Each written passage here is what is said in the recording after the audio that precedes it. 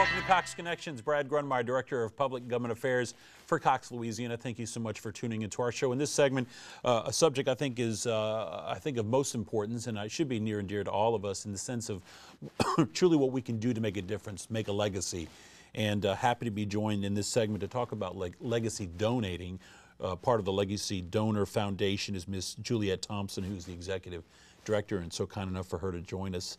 Juliette, welcome to the show. Thank you for coming by. Well, thank you for having me. Tell me a little bit about the mission of Legacy Donor, because, you know, I think most people's connection is only the time in which they go with their driver's license and they make a decision on the back. And I think, am I wrong, for the most part, is that where people get a lot of their impressions of that? Well, Legacy Donor Foundation was established about 13 years ago to help educate the folks of Louisiana about becoming an organ and tissue and eye donor. Right.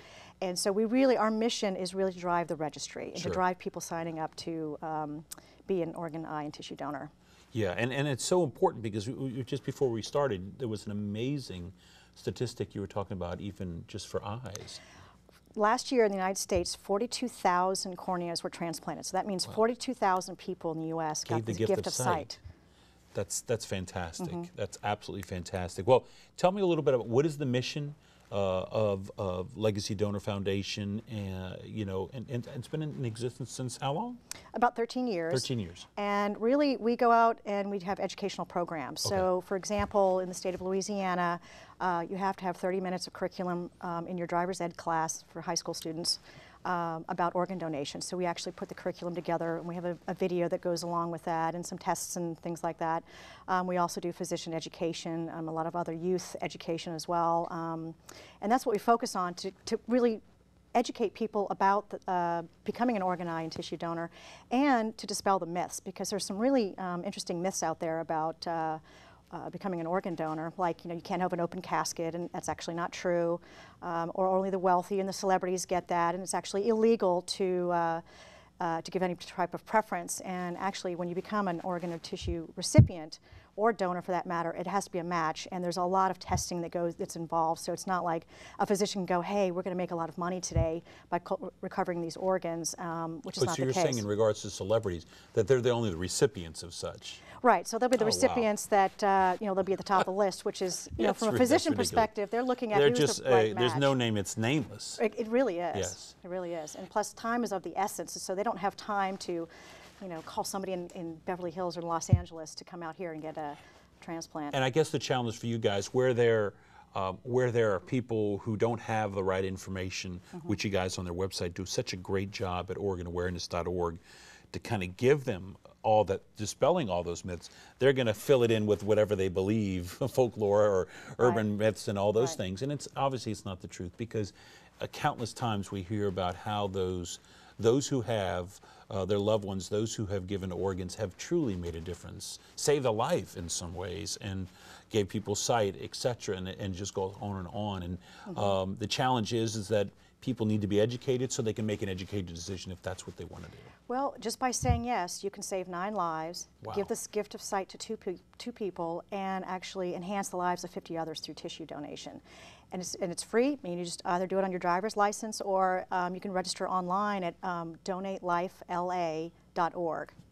Now, when they do that, Juliette, online, how is that information brought about to when it's critical that they need to know that this person is a donor?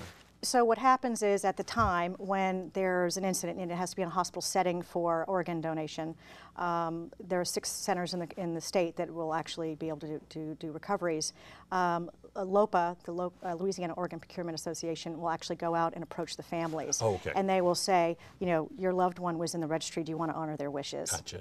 Now, interesting to me, and you have a list which I thought is what can be transplanted? Well, you can do the heart, the lungs, kidneys, liver, and pancreas and intestines. And on the tissue side, you can do the corneas, heart valves, fibrous tissues, veins, tendons and ligaments, bone, and skin. Wow. I just never knew. I never did. And you had some interesting facts that I thought were really important to show in regards to waiting lists and those kinds of things. Well, right now on the national waiting list, there's over 112,000 people that are waiting for a transplant. Wow. And every day, 19 people die while waiting for a transplant. Just like Mike Fernandez, who the Golf Bash is for on next week. He was waiting for a lung transplant. He didn't get it, and he ultimately passed away. But if you do the math, between 112,000 or 19 people who die a day, we have over 300 million people in this country, and if you sign up to be an organ donor, we could actually wipe that out. Wow. So you truly could. The numbers obviously are in your favor if people do that. If they sign up, exactly. And right now, Louisiana has about 2 million people in the registry.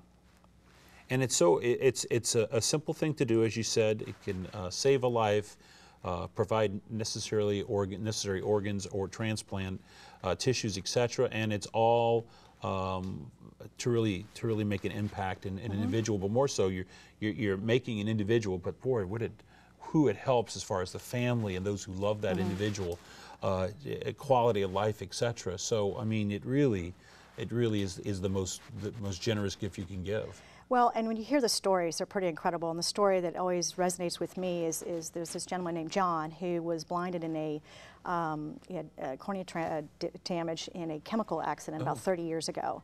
And he was recently married. He ultimately had several children, and I'm going to choke up on this, I do this every time, but he recently had a cornea transplant. And when he woke up out of the hospital, his first words out of his mouth was to his wife, he said, "The years have been really good to you." And then, excuse me, he saw his children for the first time, and just by giving the gift of sight, this man was actually able to see his children. I mean, how can you say no to that? And it's an easy thing to do. Wow, that's pretty powerful. The stories are endless and limitless. We have actually. And you have the ability to make that difference, which is that's powerful. What also is really powerful is not just about who gets the gift of sight, but also the folks that the family members of somebody who has donated. And everybody, if you're watching, you can make a difference. You can support. 2 websites. I know we talked about the one, organawareness.org. Is that still? Well, really the one that you need to go to is donatelifela.org. And that's where you have all the information about the myths. You'll have about what religions feel about becoming an organ and tissue and eye donor, as well as you can register. It's donatelifela.org. And of course, you guys are also on Facebook, which is always awesome. We're on Facebook, and we do all the social media as everybody else does. And absolutely. And it's out there, everybody, all for you to make a difference. It truly is. The simple way is you can sign up online, and of course, as you go to the Office of Motor Vehicles, you can do that even while you renew too, as well. It's not just one time and then you're done. And when you do your renewals, that's when you can sign up. Well, once you're in the registry, you remain in the registry unless you remove yourself from the registry. Sure, but if you've never registered. Exactly, yes.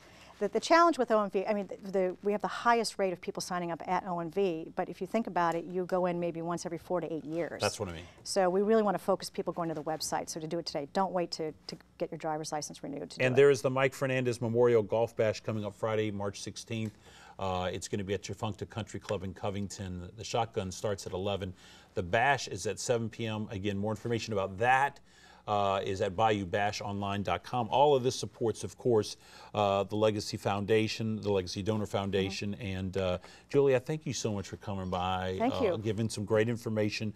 Again, everybody, more information, go to donatelifela.org for more information and continued success. So register today and tell your friends and family what your intentions are. Awesome. Thank you, Juliette. Thank you very much. Appreciate it. All right, everybody, that wraps up this segment for Cox Connections. We'll see you next time. Thanks for watching.